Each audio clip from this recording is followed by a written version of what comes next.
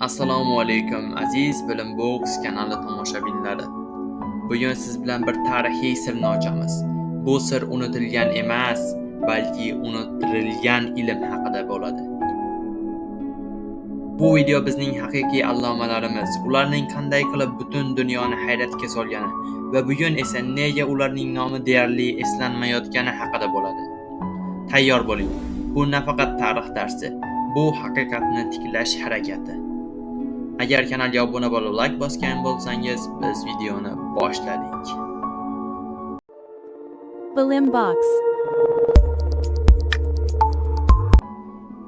Haqiqat qayerda yo'qolgan? Bugungi maktab darsliklarida biz ko'proq Yevropa olimlari haqida eshitamiz.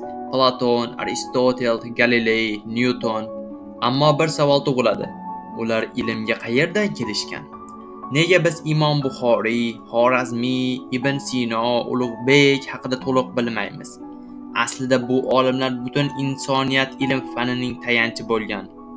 Ammo ularning asarlari tarjima qilindi va nomlari o'zgartirildi. Ibn Sino g'arbda Avicenna bo'lib qoldi, Al-Xorazmiy esa Algoritmusga aylantirildi. Abu Rayhon Beruniy Alberinius deb nomlandi. Imom Buxoriy butun dunyo hadis ilmining ustuni bo'lsa-da, nomi keng e'tirof etilmaydi. Ularning ismlari g'arb faniga singdirildi, ammo asl manbalar esa o'z yurtida sekin-astalik bilan yo'qotildi. Bular shunchaki tarjimalar emas edi. Bu ilmiy xotirani ko'chirish jarayoni edi. G'arb ilm fanni kashf qilmadi, balki uni tarjima qilib, qayta nomlab o'ziga moslashtirdi. Imom Buxoriy hadis ilmining tog'i. Imom Buxoriy hadis ilmining eng yuksak cho'qqisiga chiqqan zot. 600 ming hadisni yoddan bilgan, 7 mingini eng ishonchli deb tanlab olgan. Uning Sahih al-Buxoriy kitobi bugun ham dunyodagi eng ishonchli diniy manbalardan biri hisoblanadi. Bu inson matematik emasdir balki, lekin u ilmda adolat, aniqlik va halollikni kashf eta olgan inson.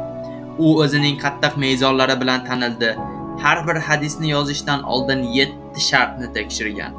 Bugun ilmiy maqolalar uchun 2-3 manba kifoya, ammo Buxoriy uchun 7 qatlamli isbot talab qilingan.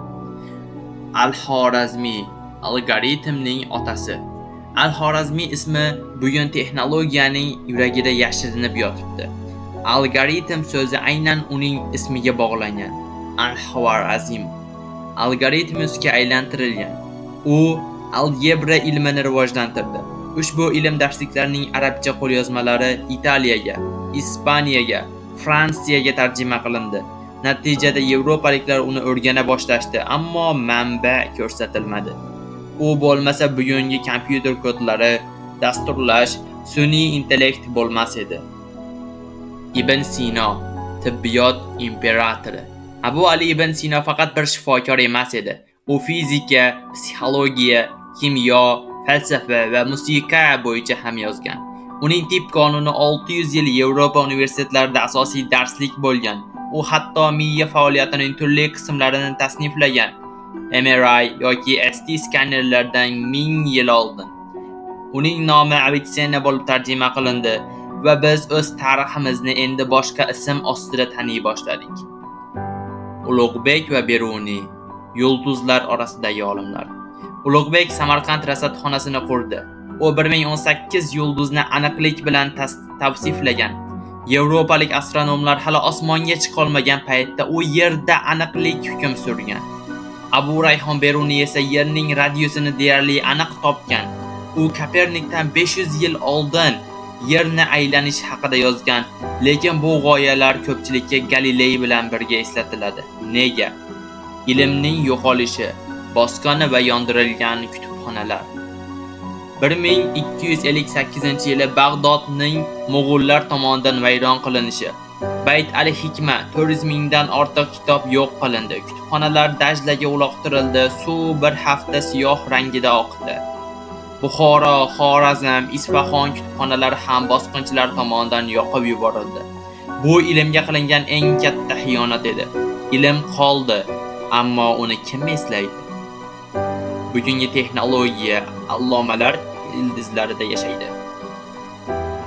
yulduzlar jadvallari Ulug'bek asosida tuzilgan, yer harakati Beruniy nazariyasi bizga bu fanlar zamonaviydek ko'rinadi, ammo ildizi bizning o'zimizning yurtimizda boshlangan. Bugun biz o'rganamiz, ammo bu qayta o'rganish. Aslida biz unutilgan ilmimizni qayta topishimiz kerak. Aziz tomoshabin, endi sizga savol. Biz ilmni yana qayta tiriltirishimiz mumkinmi? O'zingiz o'qigan ilm-fan kitoblarida bu allomalarni topganmisiz? Kanalga obuna bo'ling. Sharhda fikringizni yozing. Keyingi videolarda siz aytgan olimlar haqida ham gapirib o'tamiz albatta.